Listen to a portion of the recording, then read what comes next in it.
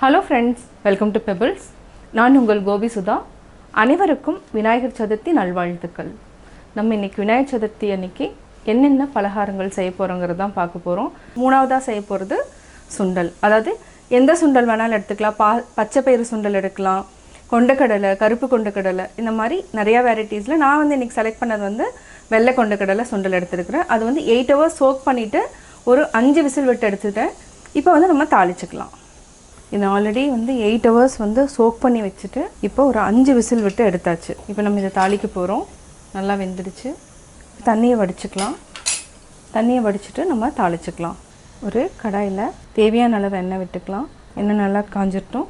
ஒரு 1/4 டீஸ்பூன் அளவுக்கு கடுகு, 1/4 டீஸ்பூன் உளுத்தம்பருப்பு, 1/4 டீஸ்பூன் கடலைப்பருப்பு. இதை நம்ம தாளிக்கிறதுக்கு அது போட்டதுக்கப்புறம் இப்போ கொஞ்சமாக பெருங்காயம் ஆட் பண்ணிக்கலாம். பச்சை மிளகாய், வரமிளகாய், இஞ்சி, ஒரு ஈர்த்து கருவேப்பிலை சிம்மில் வச்சுக்கோங்க. இது கொஞ்சம் வெடிக்கும். ஆல்ரெடி நம்ம சுண்டல் வடித்து வச்சுருக்கிறோம். இதை ஆட் பண்ணிக்கலாம். கொஞ்சமாக தேங்காய் ஆட் பண்ணிக்கலாம். இது வந்து ஒரு 2 டேபிள் ஸ்பூன் அளவுக்கு தேங்காய் ஆட் பண்ணியிருக்கேன். நல்லா மிக்ஸ் பண்ணி விடுங்க. இது ரொம்ப நேரம் தேவையில்லை, ஜஸ்ட்டு ஃப்ரை ஆனாலே போதும். அதாவது தண்ணி இல்லாமல் நல்லா வதக்கிக்கணும். இப்போ ரெடி ஆகிடுச்சு சுண்டல். அதாவது கீழே பார்த்திங்கன்னா தண்ணி எதுவுமே இருக்காது, நல்லா ட்ரை ஆகணும். அப்போ தான் வந்து என்னென்னா தேங்காய் போட்டுக்கிறதுனால சீக்கிரமாக கெட்டுரும். அதனால் தண்ணி இல்லைன்னா கொஞ்சம் நேரம் வரைக்கும் நல்லாயிருக்கும்.